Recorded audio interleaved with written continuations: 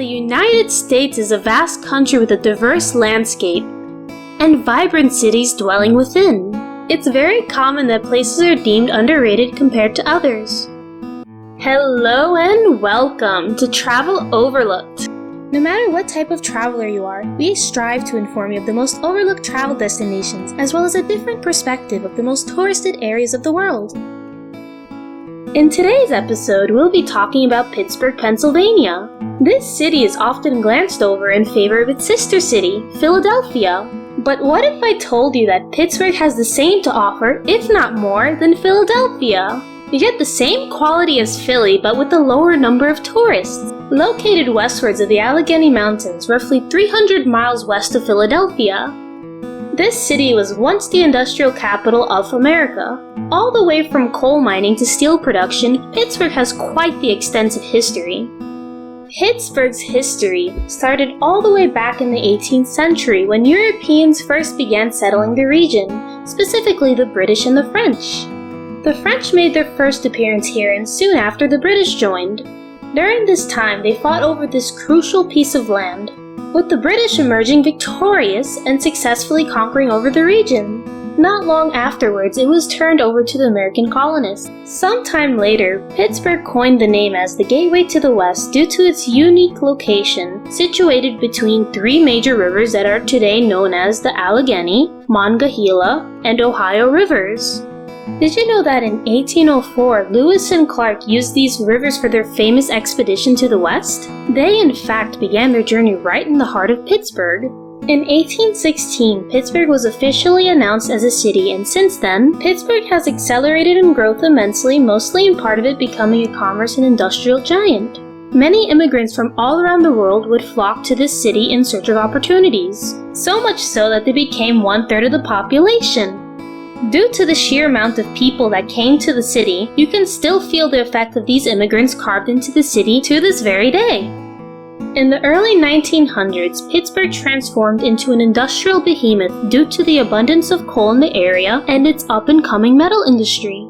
Factories started to spring up all over the city, burning coal and making steel almost non-stop every day. Because of this, Pittsburgh once again gained a new nickname known as the Smoky City, due to all the smog. The city had a long list of misfortune during this time: frequent flooding, housing issues, and smoke pollution. The city's officials began to worry for their current citizens as well as their future ones. They soon created many projects to revitalize the city, such as regulations for air pollution, flood control, revamping the city's midtown, creation of numerous parks, and building up its infrastructure. Because of all of these, Pittsburgh yet again made another name for itself, the Renaissance City. Decades later, the city went through many difficulties and hit a decline. The steel mills began to shut down, making unemployment a major issue, but a new project was made to expand the medical, educational, and computer science departments of the city. Eventually, the city replaced the old steel mills of the past and replaced the void that it left with a bright new future for its citizens. Now the city has a thriving technological center with exceptional healthcare and several universities within the city. Pittsburgh truly is a phoenix of a city, rising from the ashes repeatedly and growing ever more radiant each time. Pittsburgh is known for their many splendid attractions that don't fall too far behind Philadelphia.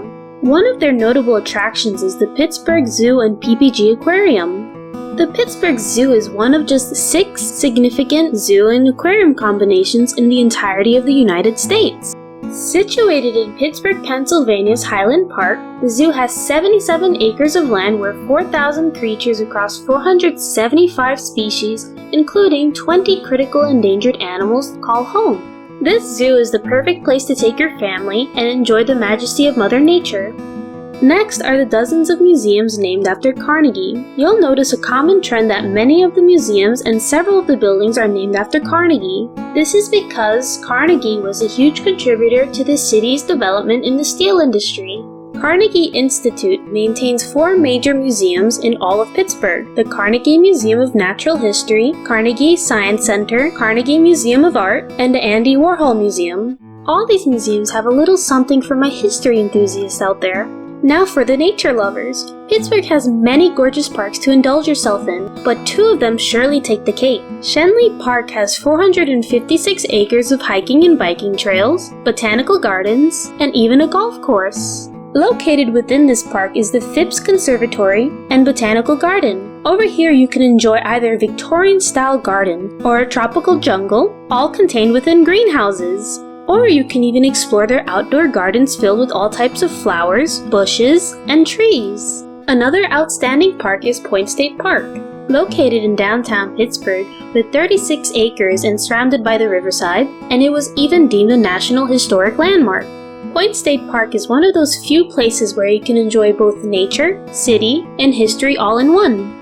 Personally, this is one of my favorite biking spots to enjoy the refreshing breeze of the river, as well as the gorgeous cityscape views all around me. This park also includes the two remnants of two of the oldest structures in all of Pittsburgh, Fort Pitt and Fort Duquesne. These two forts commemorate the struggle of the French-Indian War, as well as being a significant battlefield for the country. These are just a few of the many notable attractions of Pittsburgh. There are so many more that I could list, but I could only fit so much into one video. But no travel could be complete without amazing food. Pittsburgh is certainly diverse with their restaurants. You can get classic American cuisine, flavorful Argentinian, spicy Caribbean, and more.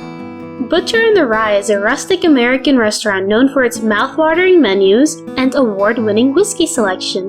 This restaurant has quite the vintage and old-school American feel to it. Its saloon-style decor certainly displays this old-world feeling. They have a wide selection of cocktails and amazing burgers, pastas, and steaks. This is definitely the place to come to when you wish to kick back with an ice-cold whiskey in one hand and a scrumptious burger in the other. If you're looking for authentic wood-fired steaks and a colorful assortment of food, then Gaucho Parrilla, Argentina, has your back.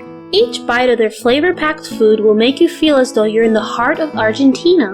Their menu consists of steaks, delicious sandwiches, crispy empanadas, camarones, and so much more. If you're craving food that's spicy and warms you up instantly, then check out Kaya. This restaurant takes culinary inspiration from the Caribbean islands, South America, and the Pacific. Their diverse and tropical menu has made them an award-winning dining spot for over 20 years.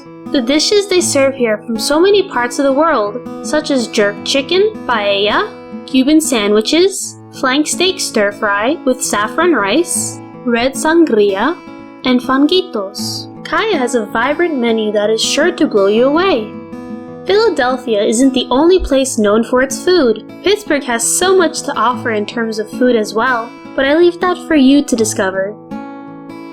I decided to do Pittsburgh for my first video because it's truly an underrated city compared to its big sis Philadelphia. Pittsburgh only gets around 12 million visitors or less a year, meanwhile Philly gets around 42 million every year. That's a staggeringly low number if you think about how it's the second most important city in Pennsylvania. Hence why I wanted to give it a bit of a spotlight this time and show off its natural beauty to all of you. Thank you so much for watching, and please support us by subscribing, liking, and commenting on how we can improve our videos for you all. Stay tuned for the next video. We're uploading every week.